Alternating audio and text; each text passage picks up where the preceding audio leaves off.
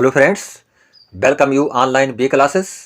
This video is very important for BA 5th semester economics first paper के लिए मित्रों।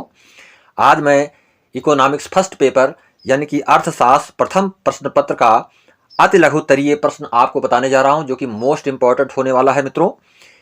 यदि आप चैनल पर पहली बार आए हुए हैं तो इस वीडियो को लाइक, शेयर और सब्सक्राइब अवश्य कर दें तथा अपने फ्रेंड्स के बीच में इस वीडियो को अवश्य प्रेषित कर दें मित्रों, जिससे हर स्टूडेंट के पास हमारा इंपॉर्टेंट वीडियो ये पहुंच पावे।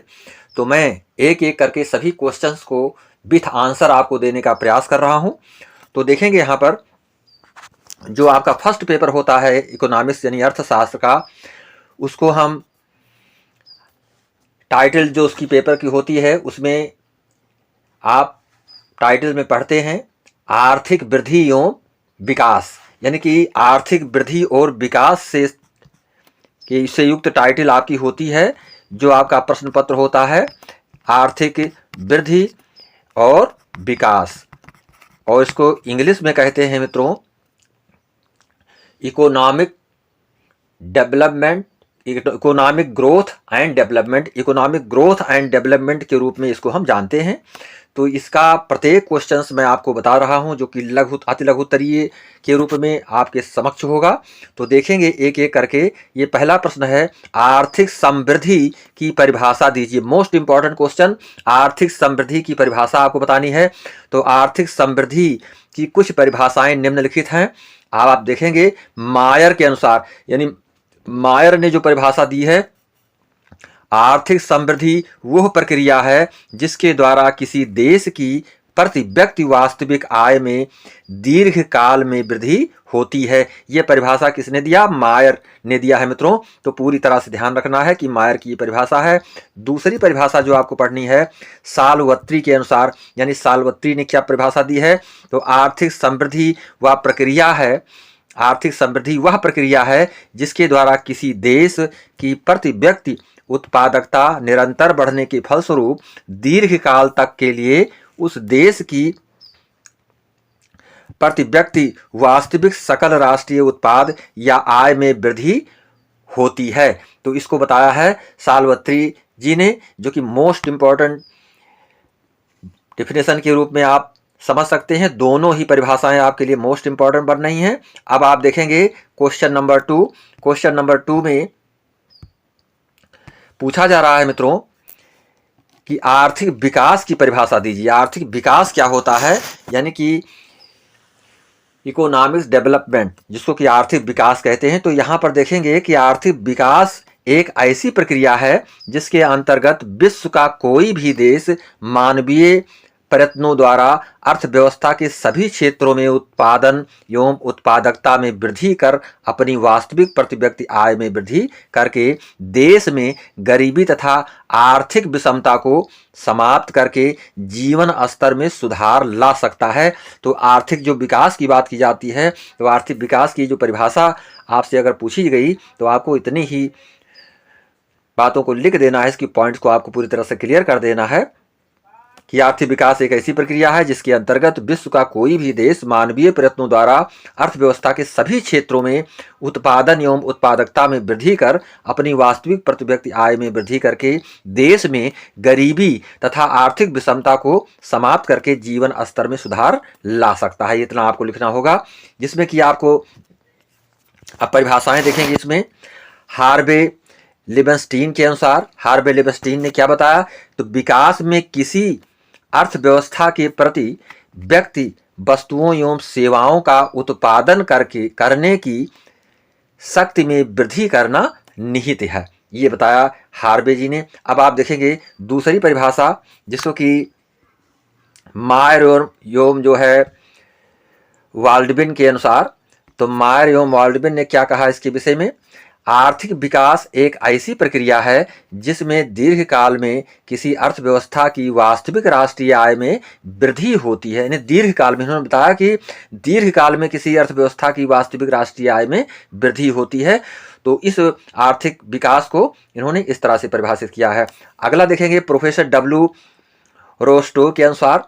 तो डब्ल्यू रोस्टो ने क्या बताया मित्रों? आर्थिक विकास एक और पूंजी व कार्यशील शक्ति में वृद्धि की दरों के मध्य और दूसरी तरफ जनसंख्या वृद्धि की दर के मध्य एक ऐसा संबंध है जिससे प्रति व्यक्ति उत्पादन में वृद्धि होती है। इस बात को बताया प्रोफेसर डब्ल्यू रोस्टो के अनुसार। अब आप अगला क्वेश्चन देखेंगे मित्रों। ये सारे क्वेश्चंस मोस्ट इंपॉर्टेंट क्वेश्चन हैं जिसको कि मैं आपको दे रहा हूं। आप पूरे ही वीडियो को पूरी अच्छी तरह से देखेंगे, सारी चीजें आपको समझ में आती चली जाएंगी। तो देखेंगे क्वेश्चन नंबर 3, निर्धनता के दुष्चक्र से आप क्या समझते हैं। मोस्ट इंपॉर्टेंट क्वेश्चन मित्रों, निर्धनता के दुष्चक्र के विषय में क्वेश्चन किया जा रहा है। तो निर्धनता यानी गरीबी जिसको कहते हैं का दुष्चक्र एक ऐसी वृत्ताकार प्रक्रिया है जिसका प्रारंभ निर्धनता से होता है और अंत भी निर्धनता से होता है, जिसको आप समझ सकते हैं मित्रों कि एक ऐसा दुष्चक्र बताया गया है कि जो वृत्ताकार होता है। वृत्ताकार का मतलब जहां से स्टार्ट हुआ वहीं तक पहुंचता है। यानी गरीबी जो होती है, जो निर्धनता होती है, वो स्टार्टिंग से लेकर के एंड तक जो है समान स्थिति में बनी हुई रहती है। दूसरे शब्दों में निर्धनता का कारण निर्धनता है तो निर्धनता का परिणाम भी निर्धनता है। निर्धनता अपनी जननी स्वयं है, ये बताया गया है मित्रों कि निर्धनता जो होती है वो अपनी जननी अर्थात जन्मदात्री स्वयं होती है। इसको प्रोफेसर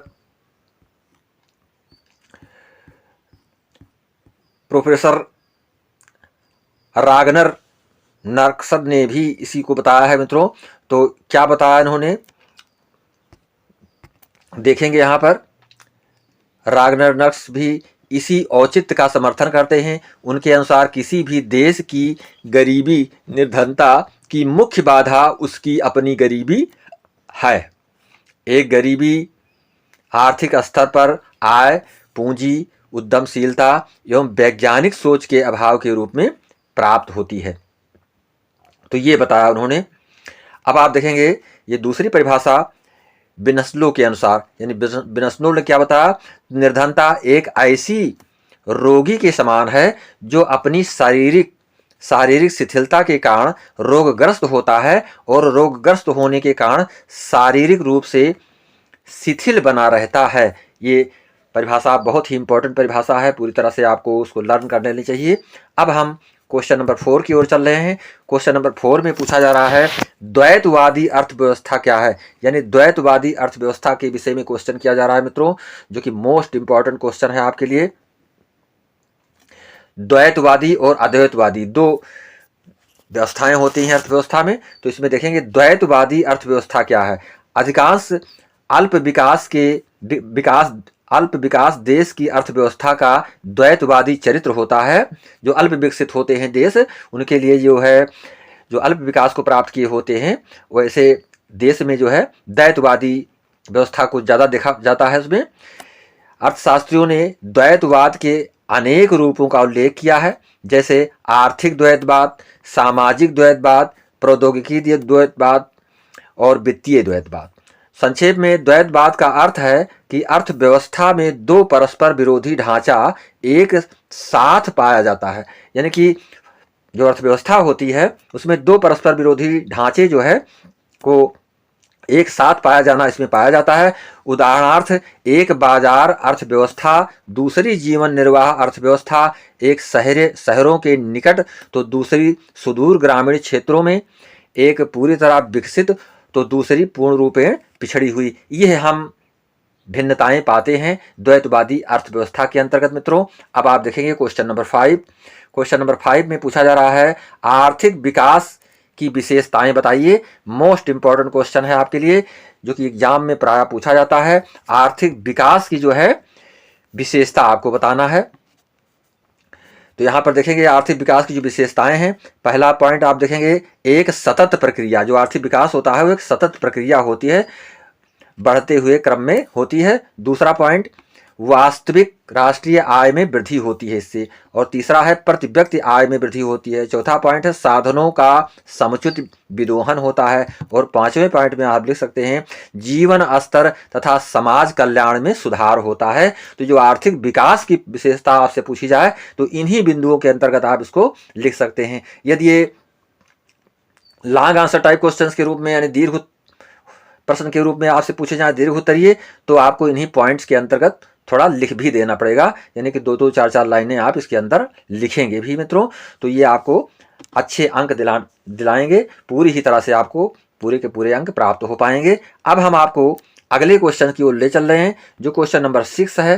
क्वेश्चन नंबर 6 में आप देखिए, इसमें पूछा जा रहा है अंतरराष्ट्रीय व्यापार से आप क्या समझते हैं। मोस्ट इंपॉर्टेंट क्वेश्चन जो कि मॉडल पेपर्स में आपको दिया गया है, अंतरराष्ट्रीय व्यापार से आप क्या समझते हैं। तो देखेंगे इसका आंसर, राष्ट्रीय सीमाओं से बाहर वस्तुओं, सेवाओं तथा उत्पत्ति के साधनों, श्रम, पूंजी, तकनीकी कौशल आदि का आदान प्रदान, लेन देन या आवागमन ही अंतरराष्ट्रीय व्यापार या विदेशी व्यापार कहलाता है। ये हमें नहीं भूलना है।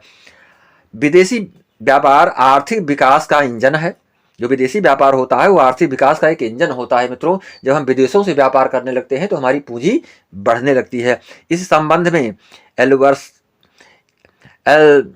एल्सवर्थ ने कहा, एल्सवर्थ का क्या कहना है कि अंतरराष्ट्रीय व्यापार अधिक व्यक्तियों को जीवित रहने, विविध आवश्यकताओं की संतुष्टि करने तथा रहन सहन के ऊंचे स्तर का आनंद लेने की अनुमति देता है। जो विदेशी व्यापार होता है तो यह सब कुछ अंतरराष्ट्रीय व्यापार के बिना संभव नहीं है। जब तक हम अंतरराष्ट्रीय व्यापार में नहीं कदम बढ़ाते तब तक ये सारी चीजें संभव नहीं हो पाती हैं। क्वेश्चन नंबर 7 देखेंगे। क्वेश्चन नंबर 7 में पूछा जा रहा है मानव विकास सूचकांक यानी HDI जिसको कहते हैं का मूल्य निकालने के लिए सूचकों को स्पष्ट कीजिए। यानी मानव विकास सूचकांक जो होते हैं इकोनॉमिक्स में, HDI यानी ह्यूमन डेवलपमेंट इंडेक्स, तो इसके अंतर्गत आपको ये देखना है कि किसी देश के HDI का मूल्य निकालने के लिए निम्नलिखित 3 सूचकों को लिया जाता है। इसमें 3 सूचकांक जो है मुख्य रूप से जाने जाते हैं मित्रों। इसमें पहला है, आपको जानना है इसमें दीर्घायु। दीर्घायु का मतलब लॉन्गेविटी। तो इसमें आप देखेंगे इसे जन्म के समय जीवन की प्रत्याशा द्वारा मापा जाता है, जिसे वर्तमान समय में अर्थशास्त्रियों द्वारा न्यूनतम 25 वर्ष तथा अधिकतम 85 वर्ष तक दर्शाया जा रहा है। तो इसमें आपको ये देखना है इसमें मित्रों कि जो HDI होता है उसका मूल्य निर्धारण जब हम करते हैं तो इसमें जन्म के समय जीवन की प्रत्याशा द्वारा, उसको प्रत्याशा के द्वारा मापा जाता है कितने समय तक, अवधि तक जीवित रहेंगे लोग। तो जिसे वर्तमान समय में अर्थशास्त्रियों ने निर्धारित किया है कि 25 वर्ष तथा अधिकतम 85 वर्ष, यानी 25 से और 85 के बीच में अर्थशास्त्रियों ने इसको निर्धारित किया है। अब हम आपको अगले पॉइंट की ओर ले चल रहे हैं। इसमें आपको समझना है कि शैक्षणिक उपलब्धियां क्या होती हैं। तो शैक्षणिक उपलब्धियों की माप निम्नलिखित 2 चरों द्वारा की जाती है। तो इसमें पहला है प्रौढ़ साक्षरता दर जिसको LI कहते हैं। इसमें 15 वर्ष या उससे ऊपर आयु के 100 व्यक्तियों में से जितने व्यक्ति साधारण कथन को पढ़ व लिख सकते हैं उसे प्रौढ़ साक्षरता दर कहते हैं। इसको आपको पूरी तरह से समझना है। इसके पश्चात दूसरा पॉइंट सकल नामांकन दर। सकल नामांकन दर क्या होती है, जिसको GER कहते हैं। जनसंख्या का वह भाग जिसका नामांकन प्राथमिक school, middle school, higher secondary school या विश्वविद्यालय स्तर पर हुआ है, तो इसको हम सकल नामांकन दर के रूप में जानते हैं जनरल एजुकेशन रेशियो के अंतर्गत। तो उसे सकल नामांकन दर यानी GER कहते हैं। इसको पूरी तरह से आपको समझना है। इसके पश्चात अगला पॉइंट जो है जीवन स्तर। तो जीवन स्तर क्रय शक्ति क्षमता समाहित प्रति व्यक्ति वास्तविक आय के जरिए मापी जाती है, यानी 100 से लेकर के $40,000 मानव विकास सूचकांक का आकलन निम्न सूत्रों के आधार पर किया जाता है। यानी मानव विकास सूचकांक जो है उनको हम इन्हीं सूत्रों के अंतर्गत करते हैं मित्रों। ये सूत्र हैं मूल्य सूचकांक सबसे पहले, उसके पश्चात जो है वास्तविक मान और माइनस न्यूनतम मान, यानी वास्तविक मान जो होता है उसमें से न्यूनतम मान घटाया जाता है, और अधिकतम मान माइनस न्यूनतम मान, और अधिकतम मान में से न्यूनतम मान घटा करके तब हम जो है पूरी तरह से जो हमारा मानव विकास सूचकांक होता है वो एक आकलन को प्राप्त कर पाता है कि आय का जो स्रोत होता है, जो आय की जरिए होती है, जिसको हम प्रति व्यक्ति आय के रूप में लिखते हैं। अगला क्वेश्चन जो आपका है मित्रों, इसमें है संतुलित विकास को परिभाषित कीजिए। मोस्ट इंपॉर्टेंट क्वेश्चन, संतुलित विकास के बारे में आपसे क्वेश्चन किया जा रहा है। तो इसमें नरकसे ने कहा है, नरकसे का क्या कहना है कि संतुलित विकास अंत में संतुलित भोजन की आवश्यकता पर निर्भर करता है। यानी जो संतुलित विकास होता है वो अंत में संतुलित भोजन, यानी जो संतुलित आहार हम लेते हैं उसी पर की आवश्यकता पर निर्भर होता है। अगली परिभाषा जो दिया है मित्रों लेबिस के अनुसार, तो लेबिस ने क्या बताया, तो लेबिस ने कहा है कि विकास कार्यक्रमों में अर्थव्यवस्था के समाप्त क्षेत्रों को एक साथ विकसित करना चाहिए, जिससे कि उद्योग एवं कृषि तथा घरेलू उत्पादन तथा निर्यात के लिए उत्पादन में उचित संतुलन स्थापित किया जा सके। ये किसने बताया मित्रों, तो लेबिस ने इस बात को कही है। सरल शब्दों में हम कह सकते हैं कि संतुलित विकास से आशय अर्थव्यवस्था के सभी क्षेत्रों का एक साथ तथा एक सा विकास करना है, ताकि सभी क्षेत्र समानता लिए हुए विकसित हों, यानी सभी क्षेत्रों का जो विकास हो वो एक समान तरीके से हो। अगला क्वेश्चन आपका है लारिंज वक्र, यानी लारिंज वक्र, ये मोस्ट इंपॉर्टेंट क्वेश्चन है, प्राय इस पर टिप्पणी लिखने के लिए भी पूछा जा सकता है। तो लारिंज वक्र क्या होता है इसको आप समझते चले। लारिंज वक्र आय प्राप्तकर्ताओं के संचयी प्रतिशत के संदर्भों में कुल प्राप्त की गई आय के संचयी प्रतिशत को ग्राफ पर प्रदर्शित करने से प्राप्त होती है। यानी इसको हम ग्राफ पर प्रदर्शित करते हैं मित्रों। ग्राफ पर प्रदर्शित करते समय सबसे कम आय प्राप्तकर्ता से शुरू करते हैं।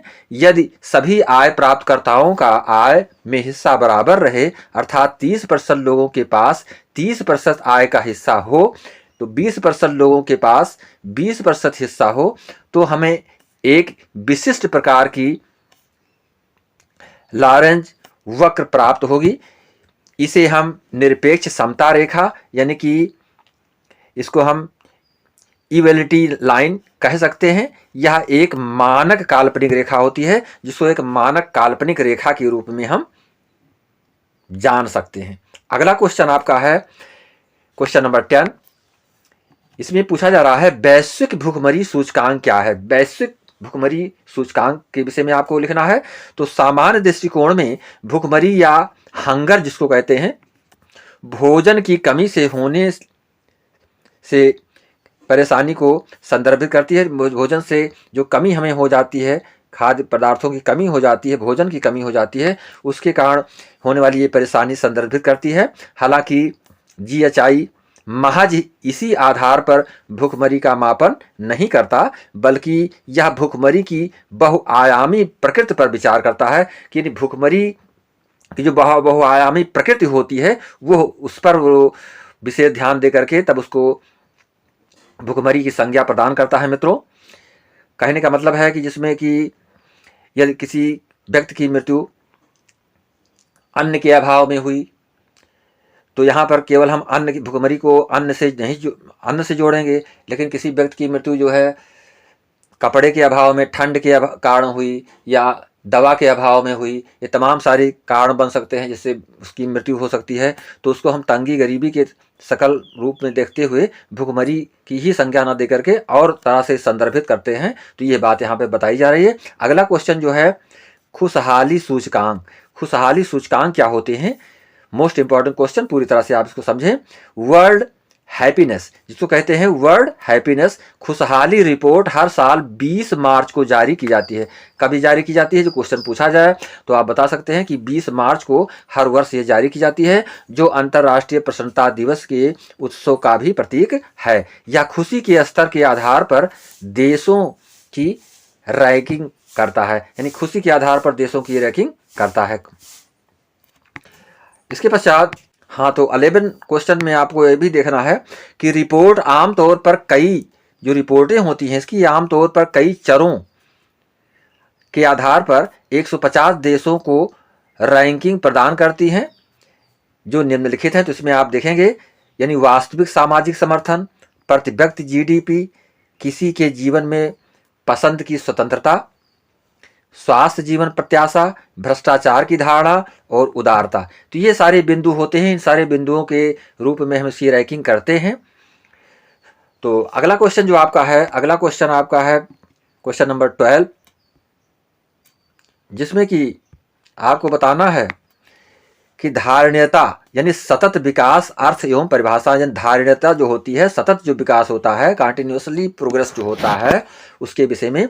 तो सतत विकास का शाब्दिक अर्थ यह है कि ऐसा विकास जो जारी रह सके, टिकाऊ बना रह सके। सतत विकास की मूल अवधारणा यह है कि इस बात को नीति के रूप में समझ लिया जाए कि विकास की उपलब्धियां भविष्य में दीर्घावधि तक बनी रहें तथा प्राकृतिक पर्यावरण परिसंपत्तियों सहित संपूर्ण संपदा को दीर्घ अवधि तक सुरक्षित रखा जाए और हम इस योग्य हों कि भावी पीढ़ियों के लिए उतनी ही पूंजी कल्याण के संभावित अवसर छोड़ सकें जो आज उपभोग कर रहे हैं। मोस्ट इंपॉर्टेंट तथ्य बताया गया है कि इसमें जो भी उपभोग हम आज के वर्तमान समय में कर रहे हैं वो यानी भविष्य के लिए भी उसको छोड़ पावें। तो वही जो है सतत विकास की एक प्रक्रिया होती है। हम अपना स्वयं भी विकास करते हैं और आने वाली पीढ़ी के लिए भी विकास के रास्ते को छोड़ते हैं मित्रों। तो ये आपको पूरी तरह से समझना है। इसमें महबूब उल हक ने अपने विचार को व्यक्त किया है। तो क्या बताया महबूब उल हक जी ने? उन्होंने कहा कि अस्थायित्व का मतलब गरीबी और मानवीय दुख के वर्तमान स्तर को बनाए रखना नहीं है। यदि वर्तमान कष्टकारक है और संसार की अधिकांश जनसंख्या को स्वीकार नहीं है तो उसे अस्थायी बनाने से पहले बदला जाना चाहिए। मोस्ट इंपॉर्टेंट तथ्य इन्होंने बताया। दूसरे शब्दों में जीवन में उपयोगी अवसरों को बनाए रखना चाहिए कि न मानवीय अभाव हो, यानी मानवीय अभाव। क्वेश्चन नंबर 13 देखेंगे। रोजेंस्टीन रोडान के बड़े धक्के का सिद्धांत, यानी मोस्ट इंपॉर्टेंट जो है रोजेंस्टीन की रोडान के बड़े धक्के के सिद्धांत को आपको समझना है।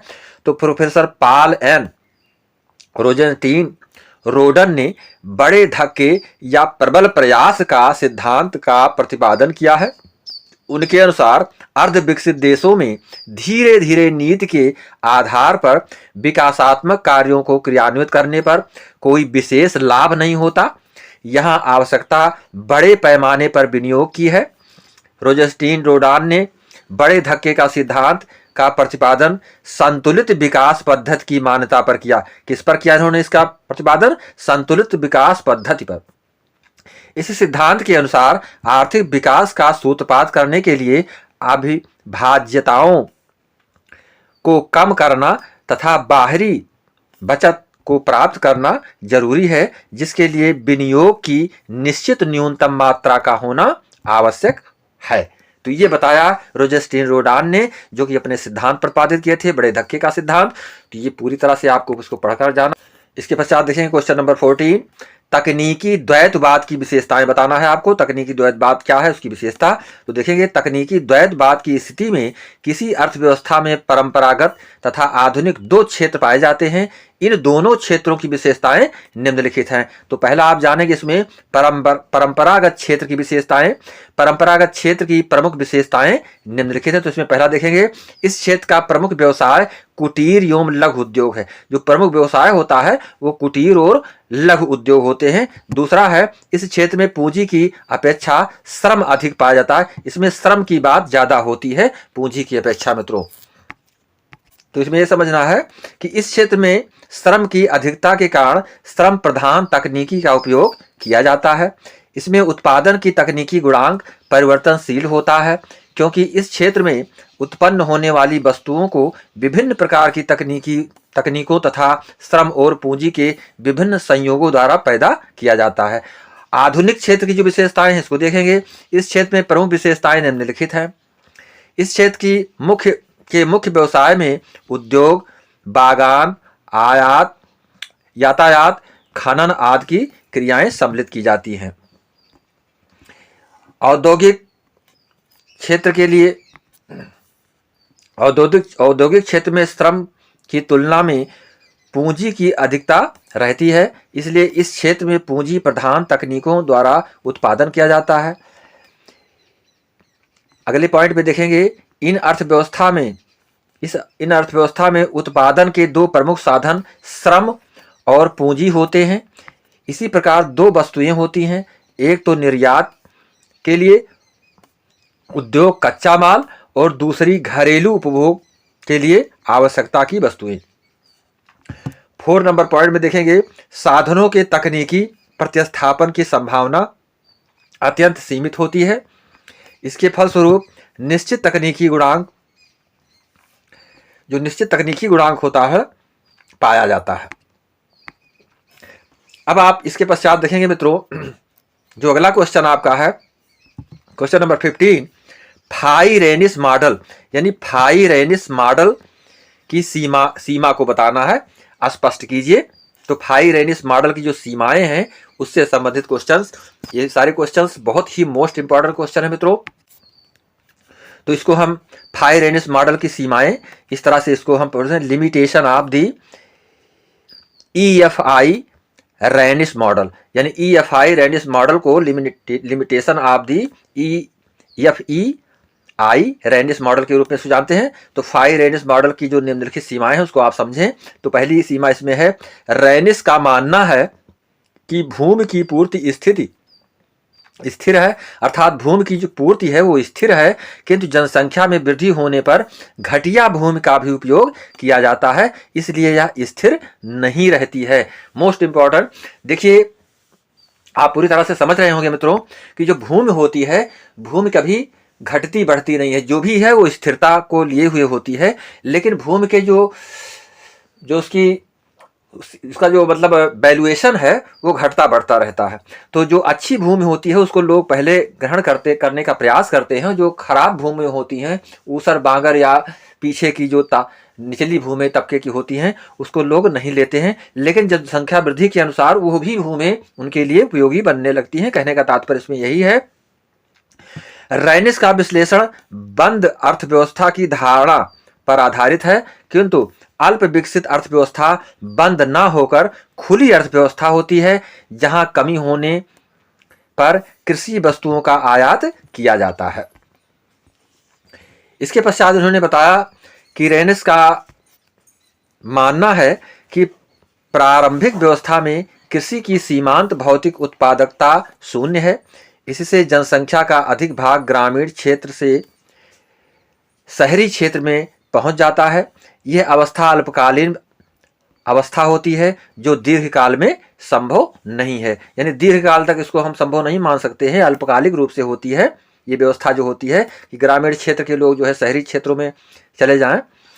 दूसरा पॉइंट है, रेनिस का मानना है कि कृषि उत्पादकता में वृद्धि होने के बावजूद प्रथम दो अवस्थाओं में संस्थानित मजदूरी स्थिर रहती है, परंतु यह तर्क सही नहीं है, क्योंकि कृषि उत्पादन में सामान्य वृद्धि होने पर मजदूरी जरूर बढ़ेगी। जब जो कृषि उत्पादन होते हैं उनमें जो सामान्य उत्पादन का जो मूल्य होता है वो बढ़ता है, तो मजदूरी भी बढ़ती है। अगला पॉइंट आप देखेंगे, रेनिस श्रम मजदूरी एवं घरेलू मजदूरी में भेद नहीं करते, यानी कि श्रम मजदूरी और घरेलू मजदूरी में वो भेद नहीं करते, परंतु अल्प विकसित अर्थव्यवस्था में कीमत के बिना दोहरी अर्थव्यवस्था के विषय में पूर्ण जानकारी संभव नहीं है।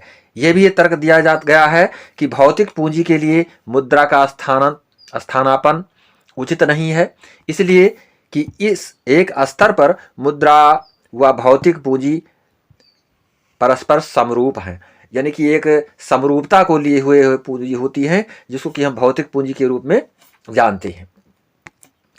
अगला क्वेश्चन, ये 4 नंबर पॉइंट में, कृषि का व्यापारीकरण होने पर स्फीतकारी दबाव प्रारंभ हो जाते हैं। स्फीत का मतलब होता है फैलाव मित्रों। जैसे मुद्रा स्फीत हुई, यानी मुद्रा का चलन ज़्यादा हो गया तो मुद्रा स्फीत हो गई। किसी वस्तु की स्फीत भी होती है, जब वो वस्तु चलन में उपयोग में ज़्यादा आने लगती है, ज़्यादा उत्पादन होने लगता है तो उसको स्फीत कहते हैं। तो स्फीतकारी दबाव प्रारंभ हो जाते हैं जब श्रमिक वर्ग किसी क्षेत्र से उद्योग क्षेत्र में पहुंच जाता है तो किसी क्षेत्र में श्रम की कमी अनुभव होती है। इसी तरह स्थानांतरित मजदूरी श्रमिकों की सीमांत उत्पादकता के समान होती है। इस तरह कृषि क्षेत्र में वस्तुओं की कमी से स्फीत कारक दबाव उत्पन्न होते हैं। किसी क्षेत्र में भी इस तरह से स्फीत कारक दबाव उत्पन्न हो जाते हैं। अगला क्वेश्चन आपका है, उत्पादन फलन व तकनीकी प्रगति किसे कहते हैं? मोस्ट इंपॉर्टेंट क्वेश्चन, उत्पादन फलन क्या है और उसकी तकनीकी प्रगति को बताना है। तो उत्पादन फलन के बारे में जाने व तकनीकी प्रगति के विषय में देखेंगे मित्रों। किसी वस्तु या उत्पादन में हमें भूमि, श्रम, पूंजी आदि जैसे उत्पादन या साधन चाहिए। बहुत अच्छी बात है। इसमें जब हम कोई उत्पादन करने बढ़ते हैं तो उसके लिए हमें भूमि चाहिए, श्रम चाहिए, पूंजी चाहिए, आदि आवश्यकताएं हमारे लिए होनी चाहिए उत्पादन या साधन के रूप में। इन्हीं साधनों की मात्रा पर उस वस्तु के उत्पादन की मात्रा निर्भर करती है। जब साधन पर्याप्त रूप से हमारे पास होते हैं तो उस वस्तु की मात्रा भी उसी रूप में उत्पादित होती है। साधनों तथा उत्पादन में संबंध को अर्थशास्त्र में उत्पादन फलन कहते हैं। आपकी बात समझ में आ गई हो मित्रों कि जो उत्पादन फलन होता है वो यही होता है कि साधनों तथा उत्पादन में जो संबंध होता है, जो साधन होते हैं यानी साधन प्लस जो है संबंध, यानी साधन और उत्पादन प्लस उत्पादन, तो जो साधन होते हैं उनके अनुसार उत्पादन होते हैं हमको अर्थशास्त्र में, तो इसी को जो है क्या कहते हैं, फलन कहते हैं, यानी उत्पादन फलन कहते हैं। साधन और उत्पाद को मिला करके जो चीज़ें की जाती हैं तो वही जो मिलता है, जो प्राप्त होता है वही फलन होता है। यदि फर्म अपनी वस्तु की उत्पादन मात्रा बढ़ाना चाहे तो वह दो प्रकार से ऐसा कर सकती है। पहला ढंग तो यह कि सभी आवश्यक साधनों की मात्रा बढ़ा दे, तथा दूसरा क्या है, दूसरा ये कि वो उन साधनों में कुछ को बढ़ा दे और शेष साधनों की मात्रा स्थिर रखे। उदाहरणतः फॉर एग्जाम्पल देखेंगे मित्रों, कोई किसान अपना उत्पादन बढ़ाने के लिए या तो भूमि, बीज, खाद, सिंचाई आदि सभी साधनों को बढ़ा दे या भूमि को उसके जो भूमि उसके पास है, भूमि तो उसके पास पहले जितनी रहे परंतु वो खाद्य, भूमि, बीज, सिंचाई आदि साधनों को बढ़ाना, या भूमि तो उसके पास पहले जितनी रहे परंतु वो खाद्य, सिंचाई आदि का अधिक मात्रा में प्रयोग करे। तो आप यहाँ पर समझ गए होंगे मित्रों कि जब हम उतने ही भूमि पर जो है खाद, सिंचाई, बीज अधिक मात्रा में प्रयोग करेंगे, अच्छी तरह से प्रयोग करेंगे तो उत्पादन हमारा बढ़ जाएगा। किसी वस्तु या उत्पादन साधनों की मात्रा के अतिरिक्त उत्पादन के ढंग या तकनीकी पर निर्भर करता है।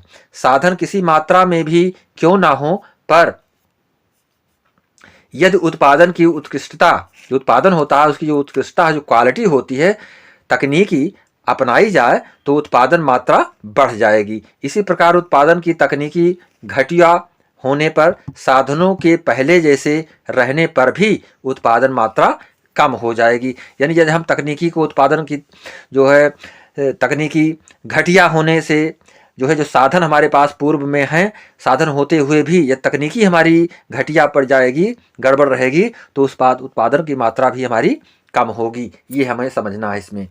अब आप देखेंगे तकनीकी प्रगति के प्रकार कितने होते हैं। तो तकनीकी प्रगति निम्नलिखित दो प्रकार की हो सकती है। जैसे पहला है तटस्थ तकनीकी प्रगति। तटस्थ तकनीकी प्रगति उत्पादन फलन को इस प्रकार विवर्चित करती है कि पूंजी श्रम अनुपात अर्थात साधन अनुपात अपरिवर्तित रहता है, जो साधन की कीमतों के लिए होने पर श्रम तथा पूंजी के सापेक्ष भावों को अप्रभावित छोड़ देता है। और दूसरा इसमें गैर तटस्थ तकनीकी प्रगति जो होती है, यदि तकनीकी प्रगति गैर तटस्थ हो तो ये या तो पूंजी बहु बचतकारी अथवा श्रम बचतकारी हो सकती है। अगला देखेंगे, यदि तकनीकी प्रगति पूंजी बचतकारी है तो वह पूंजी श्रम अनुपात में वृद्धि कर देगी और साधन कीमतों के लिए होने पर पूंजी के सापेक्ष भाग में वृद्धि कर देगी।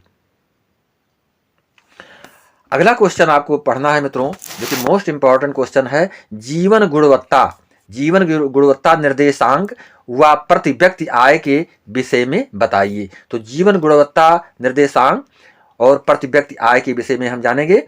तो देखेंगे यहाँ पर जीवन गुणवत्ता निर्देशांक और प्रति व्यक्ति आय के संबंधों में के अध्ययन से यह स्पष्ट होता है, प्रकट होता है कि सामान्यतः जिन देशों में प्रति व्यक्ति आय, जो देश है वहां पर जो प्रति व्यक्ति आय है अधिक है, वहां पर PQLI यानी PQLI भी अधिक होगा।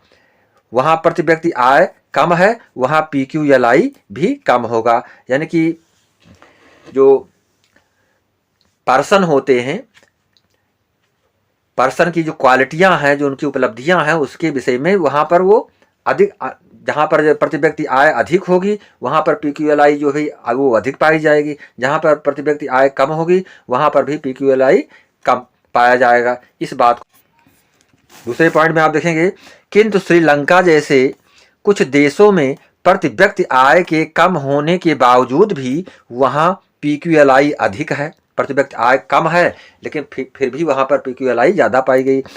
इसका तात्पर्य यह है कि बेहतर जीवन के लिए आय का अधिक होना ही अनिवार्य शर्त नहीं माना जा सकता है। बेहतर जीवन के लिए अन्य बातों की ओर भी ध्यान दिया जाना चाहिए। इस बात को यहाँ पर क्लैरिफाई किया जा रहा। अब आगे देखेंगे सीमाएं। अनेक अर्थशास्त्री इस मापदंड को की निम्नलिखित आधारों पर आलोचना करते हैं। जैसे PQLI मूल आवश्यकता को केवल एक सीमा तक ही मापा जा सकता है। दूसरे में यह मापदंड सामाजिक और आर्थिक संगठन के बदले हुए ढांचे को भी नहीं प्रदर्शित करता है, अतः यह आर्थिक विकास को नहीं मापता। जो आर्थिक विकास होता है उसका मापन ये नहीं करता है। इसके अंतर्गत केवल 3 सूचकों को ही लिया गया है और अनेक सूचकों को छोड़ दिया गया है जो जीवन की गुणवत्ता को प्रभावित करते हैं। 4 नंबर में देखेंगे PQLI कुल कल्याण को भी नहीं मापता है। उपयुक्त सीमाओं के होते हुए भी PQLI जीवन की गुणवत्ताओं को मापता है जो गरीबी के लिए बहुत आवश्यक है, जो गरीबों के लिए अति आवश्यक होता है। साथ ही यह अल्प विकास के उन विशेष क्षेत्रों का पता लगाने तथा सामाजिक नीतियों की असफलता तथा उपेक्षा के शिकार समाज के विभिन्न वर्गों को जानकारी प्राप्त करने में सहायक हो सकता है। यह उस सूचक की ओर संकेत करता है जो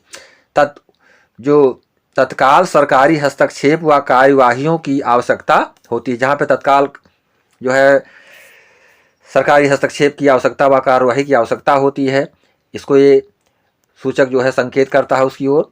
सरकार ऐसी नीतियों पर अपना सकती है जिसमें PQLI में भी शीघ्र वृद्धि हो तथा आर्थिक विकास भी त्वरित हो। तो ये सारी चीज़ें आपको इसमें समझ लेना है। इसके पश्चात क्वेश्चन नंबर 18 देखेंगे, सतत विकास की विशेषताएं लिखिए। जो सतत विकास होता है उसकी आपको विशेषता बताना है मित्रों। तो इसमें देखेंगे सतत विकास की प्रमुख विशेषताएं निम्नलिखित हैं। पहली है व्यक्तियों को प्रमुख स्थान, यानी व्यक्ति को प्रमुख स्थान इसमें दिया जाता है। सतत विकास की प्रक्रिया में व्यक्तियों को प्रमुख स्थान दिया जाता है।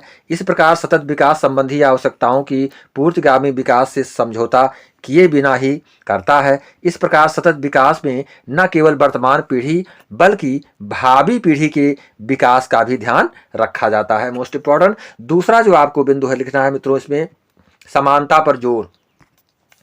तो इसमें समानता पर जोर दिया जाता है। ये वितरणात्मक अंतर पीढ़ी विभिन्न पीढ़ियों के बीच और अंतर पीढ़ी एक ही पीढ़ी के विभिन्न वर्गों के बीच समानता पर जोर देती है। सतत विकास की धारणा समानता तथा सामाजिक न्याय के सिद्धांतों पर आधारित है। इस संकल्पना में प्रत्येक व्यक्ति को न केवल कुछ विशेषाधिकार बल्कि उन्हें उचित अवसर प्रदान करने का प्रयास किया जाता है। अगला पॉइंट देखेंगे मानव विकास। मानव विकास सतत विकास में गरीबी को कम करने पर, रोजगार पर, सामाजिक एकीकरण पर, पर्यावरण के नवीनीकरण पर जोर देने के साथ साथ सामाजिक क्षेत्र जैसे शिक्षा, स्वास्थ्य इत्यादि पर भी अधिक विनियोग की आवश्यकता पर भी जोर दिया जाता है इसमें, यानी मानव विकास के क्रम में। अगला है पर्यावरण संरक्षण। विकास की लागत, विशेषकर पर्यावरण हानि की लागत के बारे में ध्यान दिया जाना चाहिए। पर्यावरण के संरक्षण की बहुत बड़ी आवश्यकता है, अतः सतत विकास प्रकृति तथा वातावरण के संरक्षण के अनुकूल होता है। अगला पॉइंट आपको बताना है गुणात्मक सुधार, यानी इसमें जो गुणात्मक सुधार होते हैं, यानी गुणात्मक सुधार सतत विकास में पर्यावरण को सुरक्षित नहीं किया जा सकता। जब पर्यावरण की बात होती है को केवल संरक्षित नहीं किया जाता, बल्कि उसमें गुणात्मक सुधार, यानी जो पर्यावरण होता है उसमें हम गुणात्मक सुधार के भी प्रयास किए जाते हैं। वस्तुतः सतत विकास में पर्यावरण घटकों जैसे वायु, जल, भूमि गुणवत्ता अक्षुण्ण बनी रहती है तथा वह वर्तमान व भावी पीढ़ियों की सामूहिक विरासत का प्रतिनिधित्व करते हैं। अगला क्वेश्चन देखेंगे मित्रों, क्वेश्चन नंबर 19, जीवन की भौतिक गुणवत्ता सूचक स्पष्ट कीजिए। भौतिक गुणवत्ता सूचक को स्पष्ट करना है। जीवन की भौतिक गुणवत्ता सूचक जिसको कहते हैं physical quality of life ladies Indies, यानी कि यहां पर देखेंगे physical quality of life Indies जिसमें बताया गया है PQLI, यानी PQLI को आपको यही समझना है कि physical quality of life Indies. तो इसको हम देखेंगे यहां पर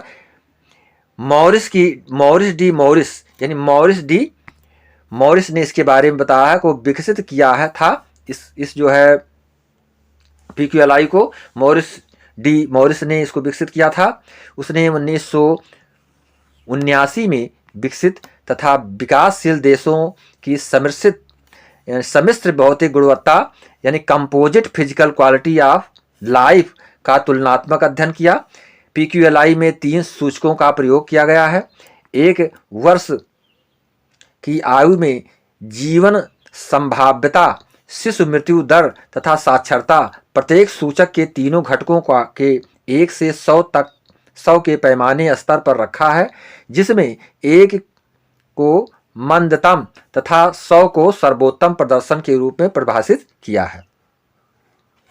तीनों घटकों को समान भार देते हुए औसत निकालकर PQLI की गणना की जाती है। इसमें मित्रों अध्ययन से पहला पता चलता है कि आमतौर पर अधिक प्रति व्यक्ति GNP से PQLI की दर स्तर भी ऊंची होती है तथा कम प्रति व्यक्ति GNP से PQLI का स्तर भी नीचा रहता है। लेकिन कई बार यह अपवाद है। कुछ देशों में अधिक प्रति व्यक्ति GNP कम होने के बावजूद PQLI का स्तर ऊंचा रहता है। उदाहरणतः चीन और श्रीलंका, सऊदी अरेबिया और कुटार में अधिक प्रति व्यक्ति GNP के बावजूद PQLI का स्तर नीचा है। इसका अभिप्राय प्रति व्यक्ति GNP दर तथा PQLI के बीच स्वतः कोई तालमेल नहीं है। ये बात स्पष्ट होती है इससे मित्रों। फिर इसके पश्चात मॉरिस ने स्वीकार किया कि PQLI मूल आवश्यकताओं को केवल एक सीमा तक ही माप सकता है। जो मूल आवश्यकताएं होती हैं केवल उसको एक सीमा तक ही माप सकता है। यह आर्थिक विकास तथा कुल कल्याण को भी नहीं मापता। यह सिर्फ अल्प विकास के विशेष क्षेत्रों का पता लगाने तथा सामाजिक नीतियों की असफलता के बारे में तथा समाज में विभिन्न वर्गों पर इसके प्रभाव की जानकारी प्राप्त करने का काम कर सकता है। ये बताया मॉरिस ने इस बात को स्वीकार करते हुए मित्रों।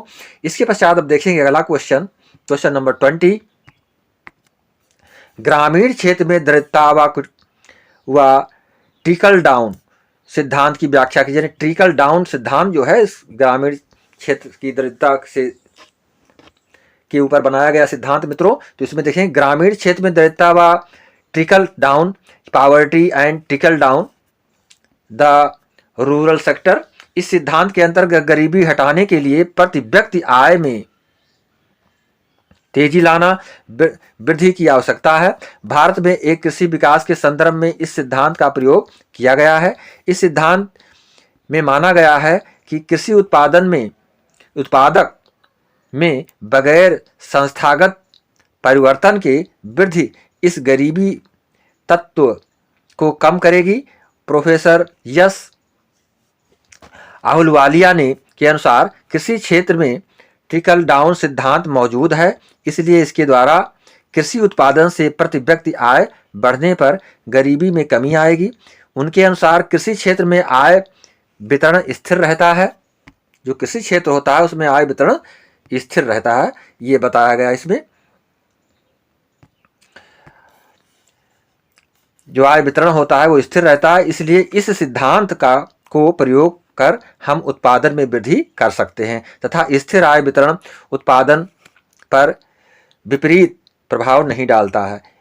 उनका यह भी मत है कि इच्छा के अनुसार उत्पादन में वृद्धि नहीं हो सकती, यानी इच्छा के अनुसार जो हम चाहें कि उत्पादन में वृद्धि हो तो ये उस पर निर्भर नहीं कर सकता है।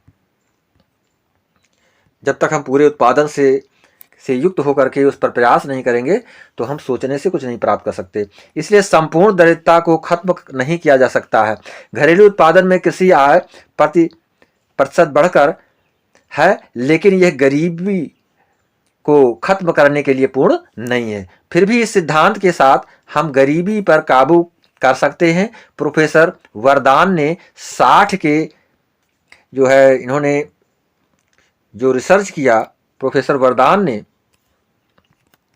60 के शक से सिद्धांत के रोकने के बारे में अपने विचार प्रस्तुत किए हैं।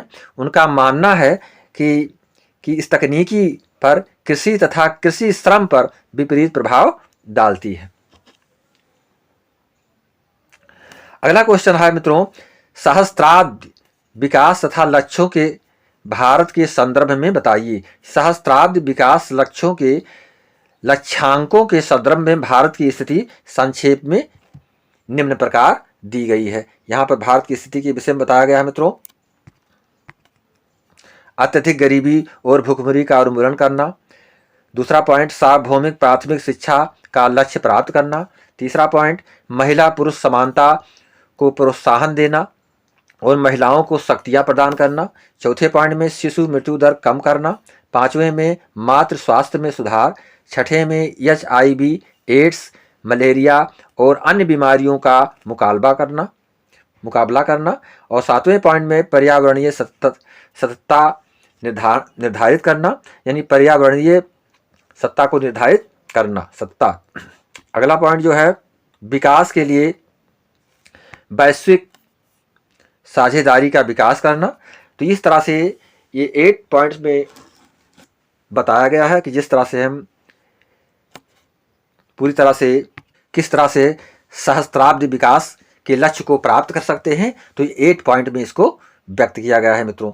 अब इसके पश्चात देखेंगे जो कि लास्ट क्वेश्चन आपका है मित्रों। इसमें आपसे पूछा जा रहा है, सतत विकास की पहल किस प्रकार की गई। ये मोस्ट इंपॉर्टेंट क्वेश्चन है। सतत विकास की जो है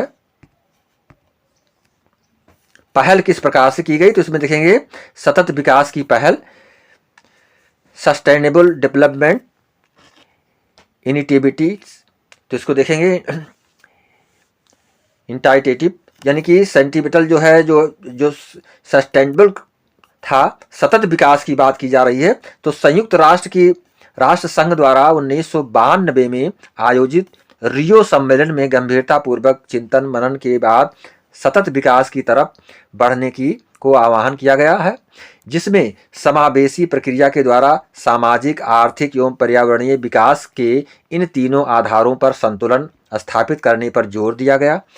इस सोच को क्रियान्वित करने की दशा में सन 2012 में आयोजित रियो +20 सम्मेलन में गति मिली, जब संयुक्त राष्ट्र संघ द्वारा मुक्त कार्य समूह का गठन किया गया और इस समूह को 2015 से लेकर के 2030 तक लागू होने वाले सतत विकास लक्ष्यों को, जो सतत विकास के लक्ष्य थे, तो सतत विकास लक्ष्यों का स्वरूप तैयार करने का उत्तरदायित्व दिया गया। इस प्रक्रिया को समावेशी बनाने हेतु संयुक्त राष्ट्र संघ की आर्थिक व सामाजिक परिषद द्वारा विकास लक्ष्यों पर व्यापक चर्चा हेतु कई विषयों में संबंधित प्रमुख समूह बनाए गए। इसके अलावा सतत विकास लक्ष्य क्रियान्वयन, निगरानी तथा राजनीतिक मार्गदर्शन हेतु उच्च स्तरीय राजनीतिक फोरम यानी कि high level political forum HLPF का गठन किया गया। वर्ष 2015 से 2030 तक के लिए चलाई जा रही सतत विकास की इस प्रक्रिया को पोस्ट 2015 कहा गया, यानी इसको पोस्ट 2015 के नाम से भी जाना गया। मित्रों, 2012 के बाद सतत विकास लक्ष्यों पर चर्चा के लिए वैश्विक, क्षेत्रीय एवं राष्ट्रीय स्तर पर कई बैठकें की गई, जो है संगोष्ठियां एवं सम्मेलन आयोजित किए गए, जिनमें सतत विकास के लक्ष्यों के निर्धारण, क्रियान्वयन, वित्तीय संसाधनों के उत्तरदायित्वों पर चर्चाएं की गईं। तो these questions are very important questions, जिसको कि मैंने एक्सप्लेन किया हो। मित्रों, ये 22 क्वेश्चंस आपके लिए मोस्ट इंपॉर्टेंट बन रहे हैं। ये 22 क्वेश्चंस जो कि short answer type questions, very short answer type questions और लॉन्ग आंसर टाइप क्वेश्चंस, तीनों ही तरह से यदि आप इसको समझेंगे तो पूरी ही तरह से तीनों तरह से क्वेश्चंस के आंसर को आप दे पाएंगे।